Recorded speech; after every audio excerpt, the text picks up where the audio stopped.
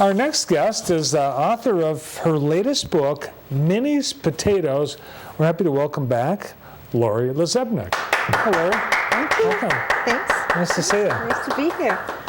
One of many books you've written, I know, The Atomic Sailor, which I think was the book that you visited us last for, and also Strong Heart, about your dog. That's right. Yes.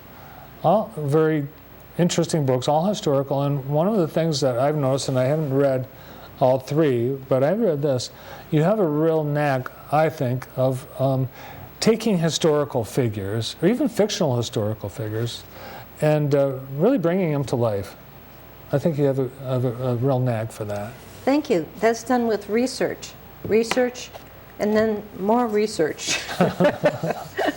Well, it's an interesting book. First of all, let's find out, what is this? It's an odd title, Minnie's Potatoes. What's the story about? Minnie's Potatoes is about my great-grandmother who billed herself as a potato farmer, but really she was a bootlegger, and she made whiskey from those potatoes. But she was a very cultured woman from Prussia, and she came here into the wilderness of Michigan to join her lumberjack husband, and she survived by working as a cook in a boarding house.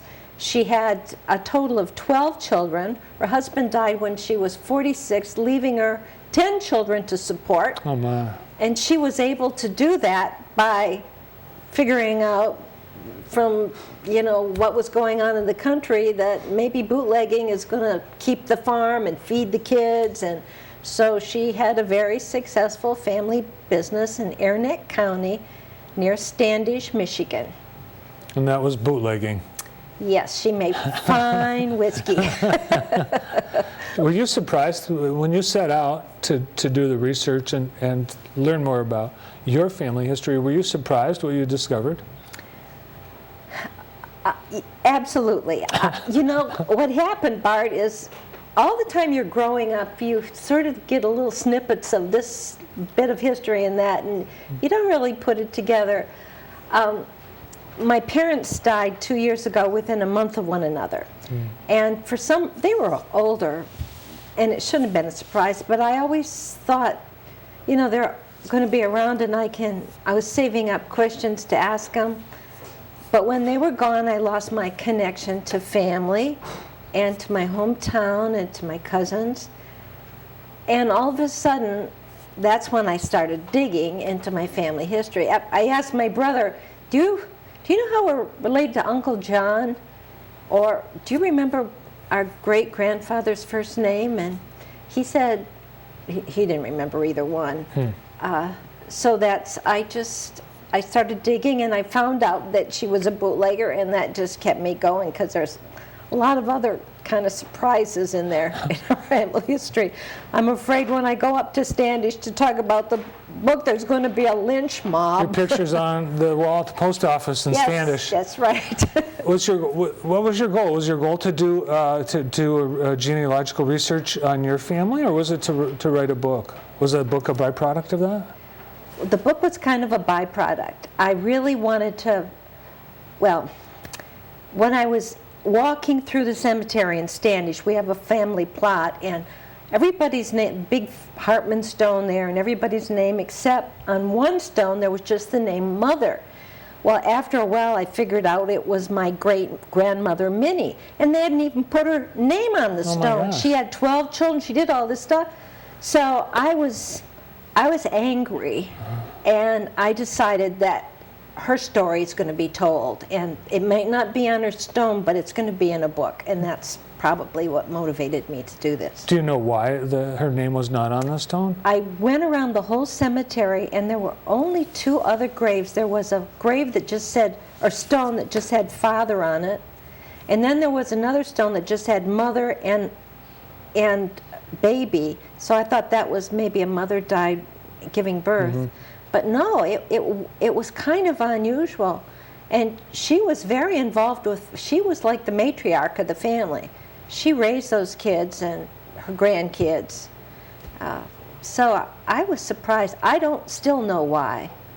It sounds like, you know, some of your family members weren't that helpful in research. You got probably met some people that weren't family that filled in some of the details. Well, that could have been. You know, everybody isn't, as you say, isn't really crazy about the family history, but it is so important. And after I got this whole thing done, I realized that it wasn't researching the family history or writing the family history that was important. It was important, the process. I think it was a grieving process for me with my parents. It took me a couple years, but now I know my place in the family, and I know who came before me and what they did that contributed to who I am today, and why I like what I like, or why I like to tell stories. And that was so from the time your parents passed away until now, that was the whole... It was 2 years. 2 years. That's how long it took you to do this? To do the research and write it. You've got some interesting characters you've met along the way. Can you share a story? Well, when I started out, I had no idea what I'm doing, which is my normal procedure in everything in life. I just sort of go. And I went to the Jackson Historical Society, who gave you a book about your family, and which is wonderful. And this thing must have taken months and months of work. It's amazing. It's unbelievable. And just a side note, this book, we had the Jackson County Genealogical Society members on our show. A few weeks before their appearance, they called my wife and asked some information, you know, background, personal information, and they shocked me when they showed up on our show with this book. It was unbelievable. Well, this is priceless. But Yeah. I went to the office, which is across from the fairground in the United Way building on the lower level.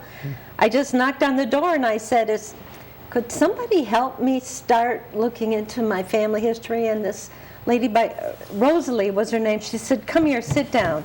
What was your dad's name? Where was he born? What year was he born? And she put that information into the census, and from that she found out my grandfather's name, and that he was a widow, and there were 7 children living at home, the ages of all the children, the education level. Mostly everybody just had an 8th grade education then.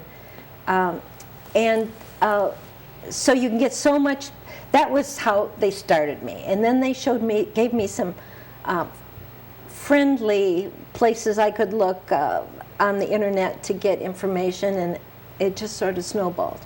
Well, I think many of our viewers know that Laurie was one of the founders of Jackson Story Fest, and Well, a great storyteller in her own right. well, I come from a long line of storytellers. My grandfather, I must have been a terrible kid, because my grandfather used to take me out on the front porch of our farmhouse, and we'd sit on the swing and we'd wave at cars as they went by the dusty road.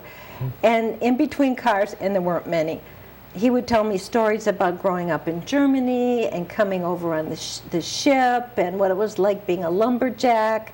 And I remember those stories. And my dad, his son, would tell us, he'd come home from work and he'd tell us stories after dinner. That was before TV, so. So, you know, I think... When people talked. Yes, and shared family stories. So I think storytelling's in my genes. You write this as it's history, true history, but are there some liberties that you've taken with some of the stories? This book is a compilation of my research, oral histories from my family, letters I've read, archival material like deeds and birth, death certificates, obits, that sort of thing. Plus, I went through the newspaper. We have a weekly newspaper in Standish, the Aranet County Independent, and it's all local news. And I know now, from 1896 to 1931, every time my family was listed, I know that my grandfather bought a horse in 1911. He was married in 1912, and in 1913 he broke his arm in a farm accident. That was in the paper? In the paper. So I was able to take all this stuff and put it in chronological order, and then I took the culture and the political things that would have affected their world, and I sort of meshed them. And chronologically, then I just wrote the story. I did invent one character for literary purposes, but he was kind of a compilation of a couple different people in the family. So parts of him were real. But the story is pretty much what happened. For literary purposes, I had to do some pacing and make a character arc and all that sort of stuff, but it moves pretty fast. I could tell. There's some sadness, even though the experience was cathartic. You probably had some tough times when you put this book together. Well,